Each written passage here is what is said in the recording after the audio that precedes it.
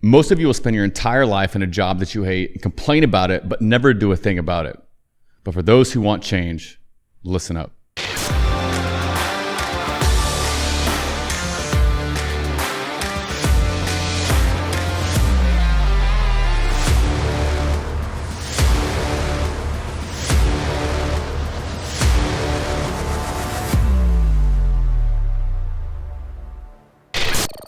Men want peace, but oftentimes are creating their own chaos in their lives. They're creating their own chaos. They're constructing their own storms. And when you really look at a man's life, you look at, the number one question I would ask is, does he have order? Because the antithesis of order is chaos. And so if you're a man who is living a chaotic lifestyle and craving peace, but can't seem to find that peace in your life, likely it's because you have no order in your life. And order is structure, order is consistency, order is discipline. Most men live undisciplined lives. They're not consistent with their workouts. They're not consistent with their work. They're not consistent with the things they do.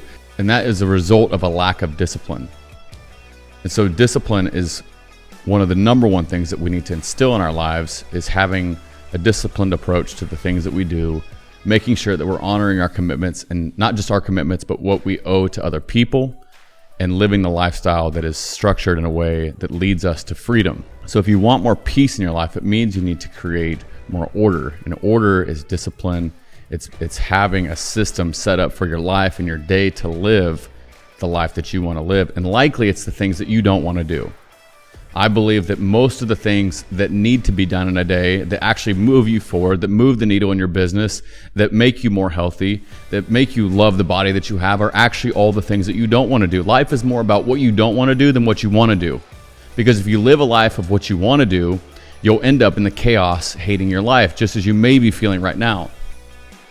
So at some point you have to come to terms that the things that are required for you to get to where you want to be, the thing that you keep proclaiming outside, that's the place that you want, the $1 million business, the successful marriage, whatever it is that you're wanting, is found in the midst of discipline and order, of living a structured lifestyle that is not chaotic and that leads you to the freedom that you're looking for. There's a discovery that has to be done of,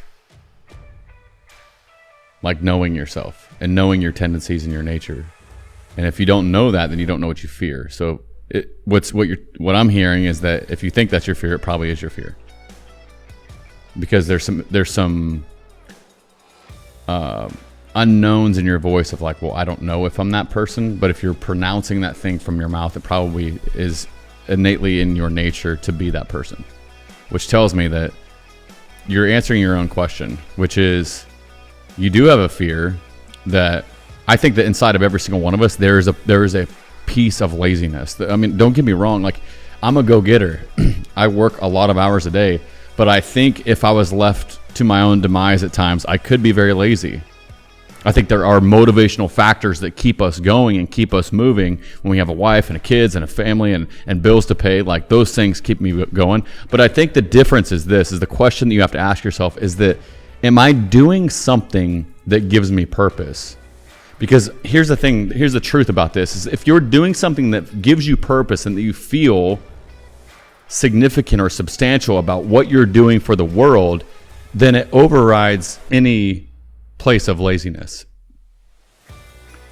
If you're just working a job that you hate, if you're just working a job that doesn't light you up, then you can easily dip into the laziness. You can easily get complacent, take it easy, cut corners, right? But if you actually genuinely love what you do and it fires you up and there's intensity in your bones to get out and do the thing, then probably you're working it because you actually like what you do. And that's exciting for you.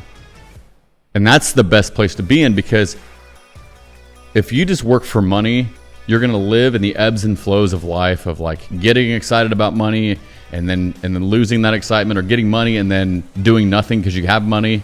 So then you get lazy and then you lose your money and then you have to get back and work for your money.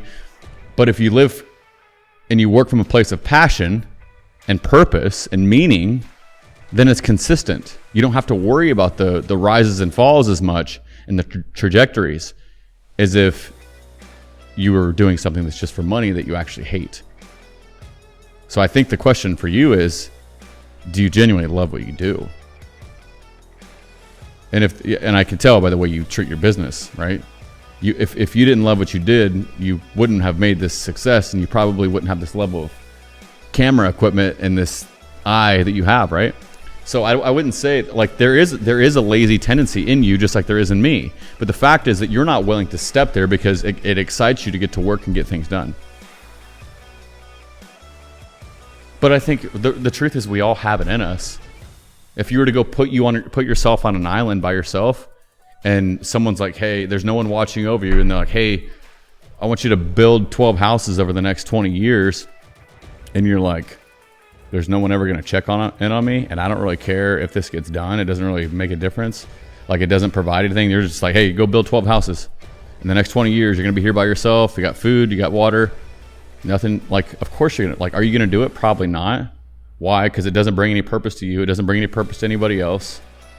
It's just a job to do. It doesn't provide your needs. Like, well, of course you're going to be lazy. I'd sit on the beach and drink margaritas too. It's like, it's actually it is probably the number one mission for me in my life, is helping men to find purpose and meaning in their life. I think that 90% of men will walk through life. They'll go to college, potentially join the military, and then they'll sink into a job by the time they're 25, 26. And they'll actually either bounce from job to job or climb the corporate ladder, hoping to get promoted, to get a little bit more pay, to be incentivized by something, hating everything that they're doing, but doing it because there's security, because they're providing for their family. Once you have a wife and a kid, now you're like, well, I got to keep this safety, I got to keep this money, because if I escape it, then there's an uncertainty of providing for my family. And so then you get locked into prison, and most men live in prison from the time they're 25 to the time they're 65, hating a job, waiting for their 401k to pay out, waiting for Social Security, waiting for their retirement. And then they look back on life at 65 and they think to themselves, what the hell have I done? What the hell have I done? One of my biggest fires and purposes in life is to prevent the 65 version of you saying, what the hell have I done with my life? Because for me, the pain of that you can't take back your life, that you can't roll the tape back and make some different decisions. The thought of me just sitting here seeing myself at 65, wasting my whole life for a paycheck, going, what the hell did I do? And not only just what the hell did I do, what influence did I have along the way? I have 3 boys. Who am I if I just live in a job and live and work a job that I hate?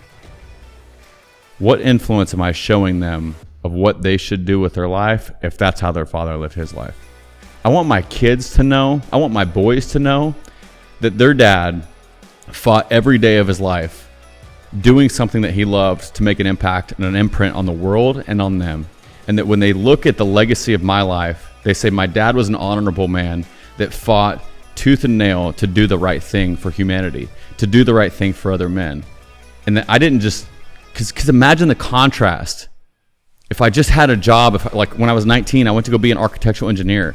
Not that that's not a bad job, but what if I would have done that for 40 years, just designing some houses, and left this earth? Not that that doesn't have purpose, but maybe it's not my purpose. And I lived in a job that made a decent paycheck, and then they go, Dad was an engineer and he hated his job. And I could tell by the way he treated me and our family. And to me, that's the heaviest mistake we could ever make, is to clock in and clock out for 40 years to pay the bills. And you can't take that back. The problem is the fear has you stuck in prison thinking that you can't get out of it. The fear has you stuck. The bills have you stuck. And the longer you say, I'll figure this out next month, turns into, I'll figure this out next year, turns into, I'll figure this out. Now it's 5 years later. Now you're 40. Now you're 45. And now you're going, it's too late. And so you just stick it out anyways, right? The truth is that you need to change today. You need to be decisive and figure out where you need to go and make an active effort to change your life so that you don't end up with this amount of regret when you turn 65. Discipline is saying, It's uncomfortable for me to try to find something new or to chase my purpose or to live a life that I love, but I'm going to do it anyways. That's discipline. And so I love the quote by Tony Robbins that says, discipline weighs ounces, regret weighs tons. Because imagine the amount of weight you're going to feel on your shoulders of regret when you don't decide to make the decision for you.